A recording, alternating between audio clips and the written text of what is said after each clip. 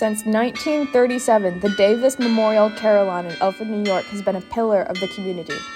Then in 2020, it went silent.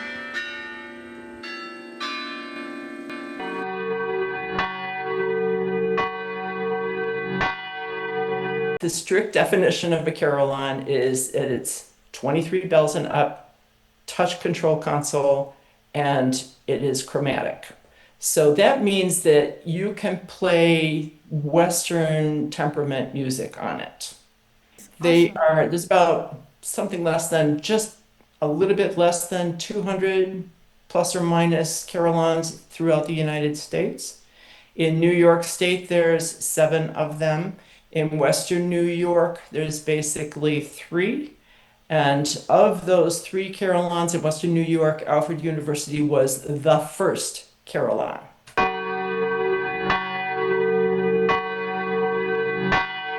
So why did Alfred get a carillon in the first place? Part of the story starts with Dr. Lloyd Watson and his research in honeybees. Now that seems like a really weird connection with a carillon bell set. But Dr. Watson, because he was studying honeybees and he was controlling their breeding, he owned a large number of hives.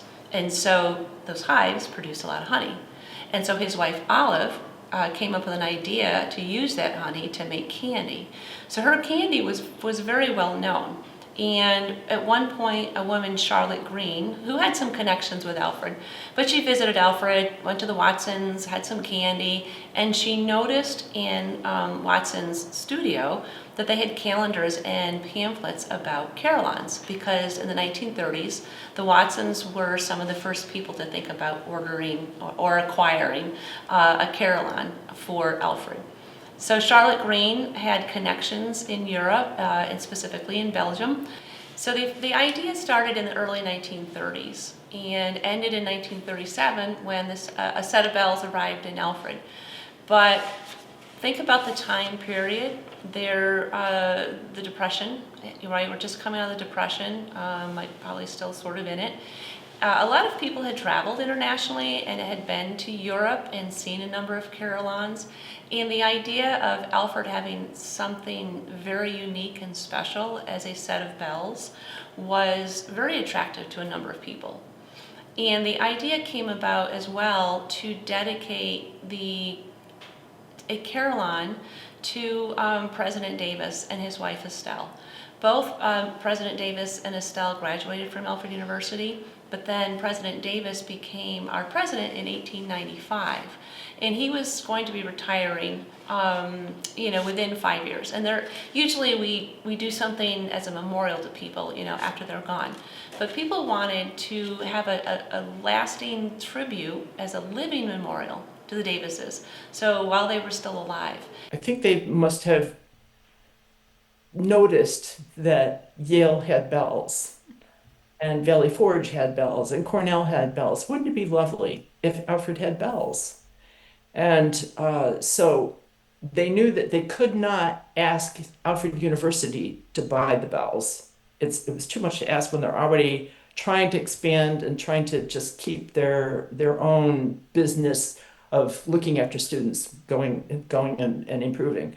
So they asked the alumni and the village and anybody who was interested if they would be willing to make gifts of providing the bells to memorialize Booth Caldwell Davis. So when the purchase happened, the bells were loaded on a ship and they came into the port in New York City, and then they were loaded on the railroad and came into Alfred Station on the train.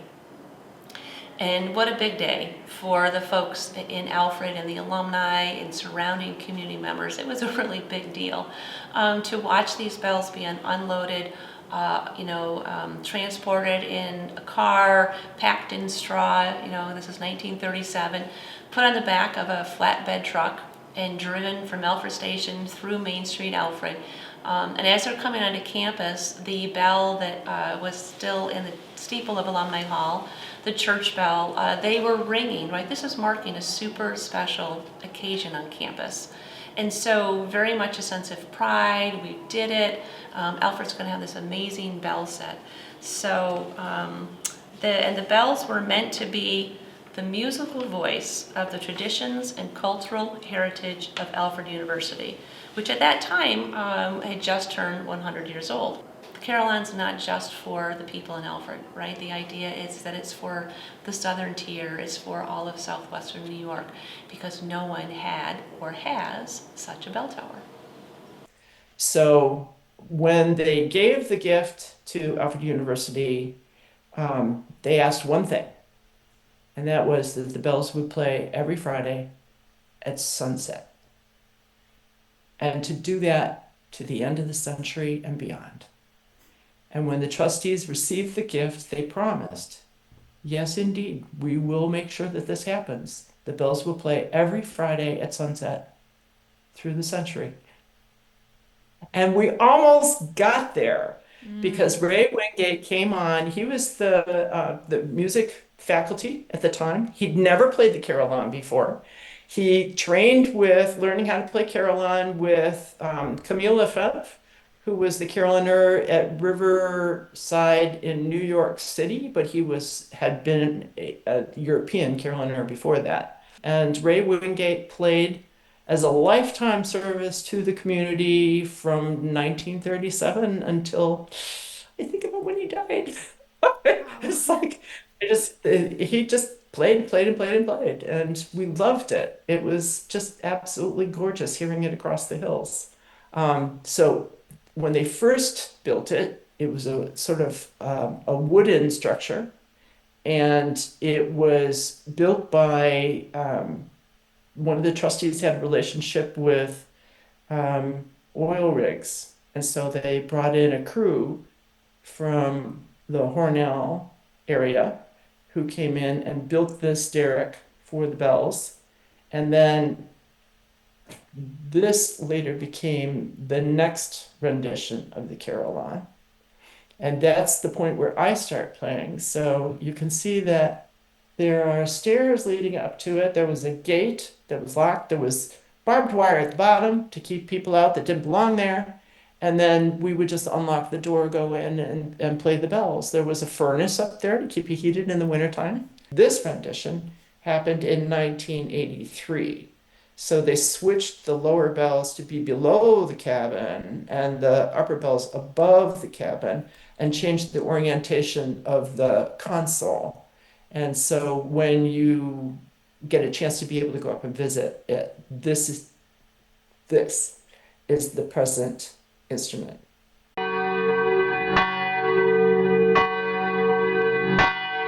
So the bells that we got, when we were told that these were like super rare, made in the 1600s from the Hemony Bell Company and a couple of other big name bell founders, that nobody, it's such a rare set, and you have to get it right now, right? The war's coming, you have to get it.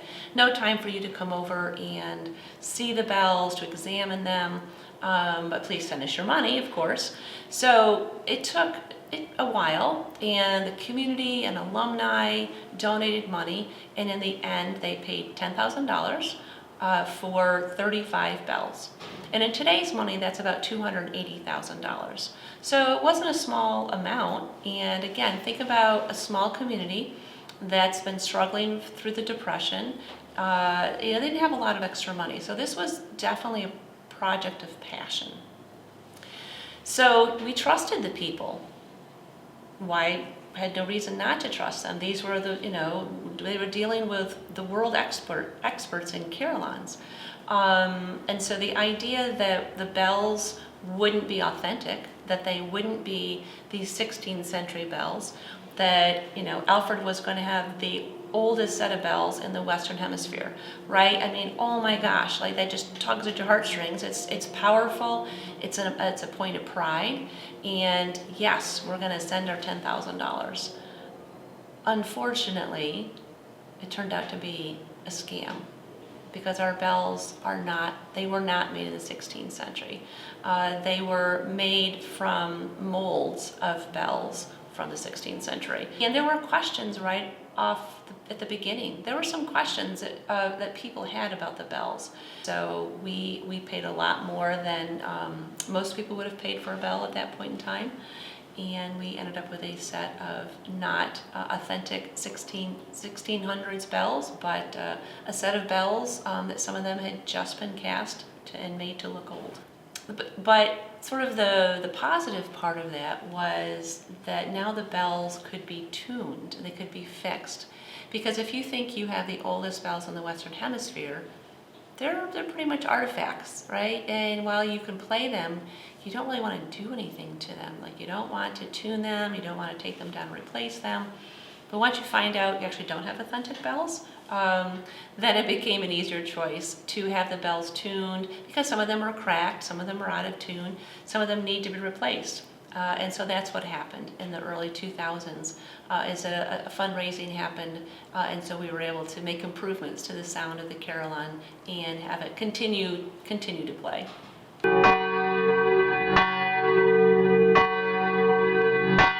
Carillon can teach anything you want Carillon to teach. All you need is some creativity.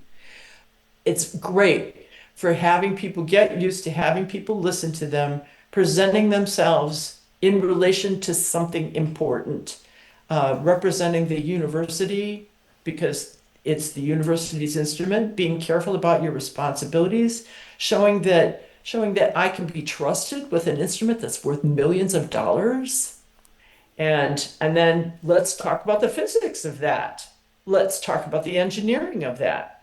Oh, the girders are starting to degrade a little bit. Let's research what are the appropriate coverings. You have a foundry at Alfred University. There's a potential there for casting bells. Can you make bells out of other materials? Yes, you can make bells out of ceramic.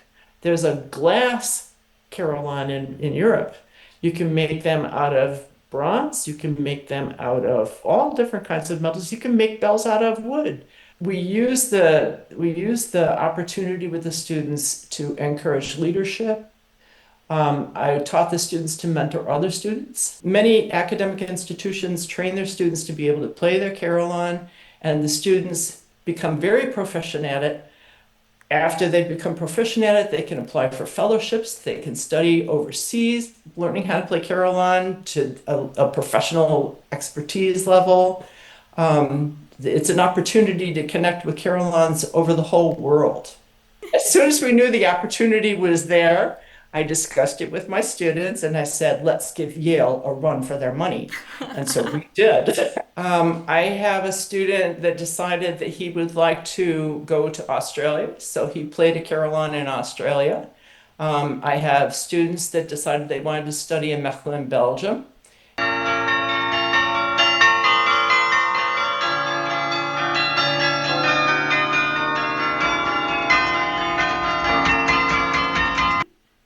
It's very exciting to learn how to play. When I first got started, the reason that I played myself is because I was hearing it while I was growing up. I'm from Alfred. And so it's part of my background for playing, hiking, being in the woods, wandering around Alfred. And I also have a great memory of my first time ever in the carillon. I was a child and I probably shouldn't have been there, but the door was open. And so I climbed the stairs and wondered what would happen when I got to the top. And as I peeked over the top of the stairs, I'm in the carillon cabinet, like my head is just coming up over the floor. And the carillioner was there playing. And instead of saying, hey, get out of here, kid, he said, welcome. Would you like to play a bell? I loved it. You can play anything on it. So the sky's the limit as far as what you want to provide for the campus. When they first opened it up, the community was Seventh-day Baptist, and a lot of people wanted to hear hymns and classical music, folk music, and that sort of thing. Now students really, really enjoy hearing Disney. And they've made arrangements of Taylor Swift. They've made arrangements of pirates Of the and Gilbert and Caribbean? Sullivan. and Gershwin and opera. And it was played when a child was born. People would, hear a particular set of notes, and they would know that somebody just had a baby. Bells were tolled when someone died, and so it was a perk up, like, oh my gosh, if you may have known who it was tolling for. If not, then there was a signal that you knew that someone passed away. The Chinese people introduced me to Moonlight Resembles My Heart. That's close to what its title is. I can't say it in Chinese, but it was sung by Teresa Tang. And they explained to me that it means that wherever you are in the world, the moon relates us all. When I look up at the moon, it's the same moon that my Chinese students who learned how to play carillon look up at the moon. And when we look at the moon, we're looking at the same moon. And the amount that I care for them and the amount they care for me gets translated via the moon. So all of my students, I think I've had about 200 students learn how to play carillon across time at this point. And they've spread throughout the United States and the world. And I connect with them through the moon. Oh, that's really sweet. Yeah. So when I play Moonlight Resembles My Heart, that's for all my students.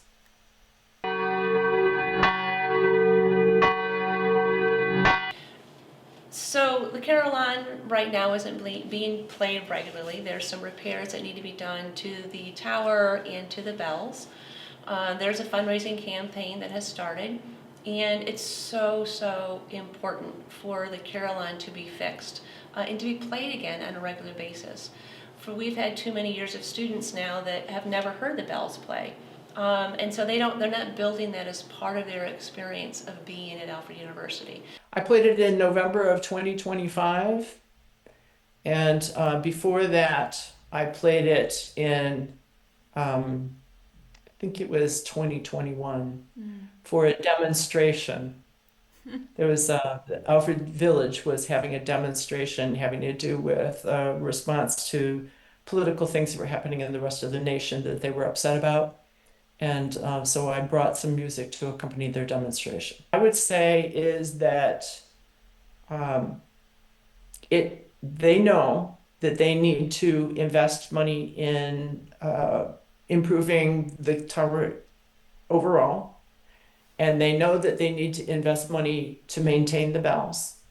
And what we need is to have the whole community come together, the campus, the alumni, the village, everybody who wants to hear the carillon play, and say, hey, we listened to it for 80 years for free.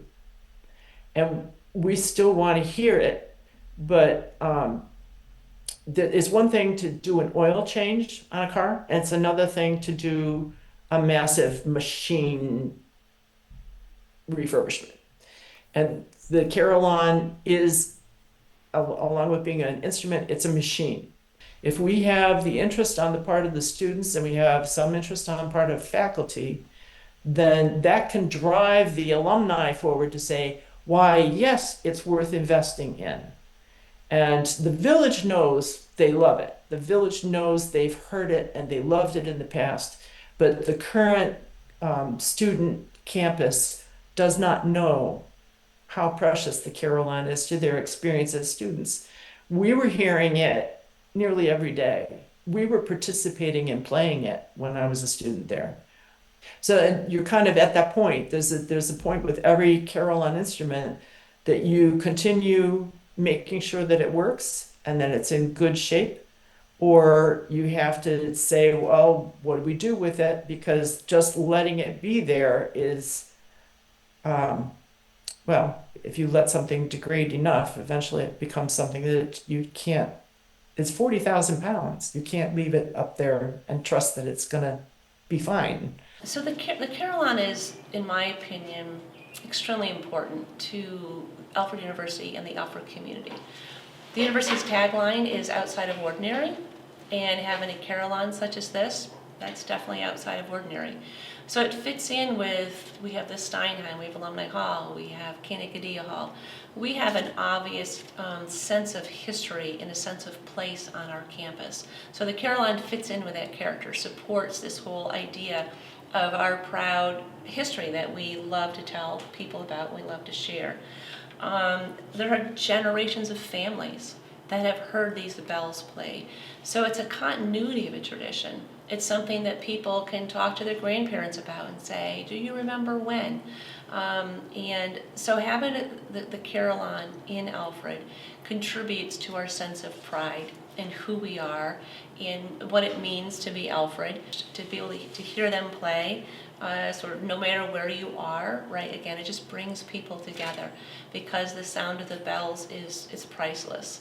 And it's unusual for a campus of our size, even larger campuses, to have a Carillon of this size. So the people of Alfred fought to raise the money in the 1930s, and I think that the people today, alumni, friends, community members, anyone associated with Alfred, that we can all fight and raise the money that's needed to get the Carillon to play again.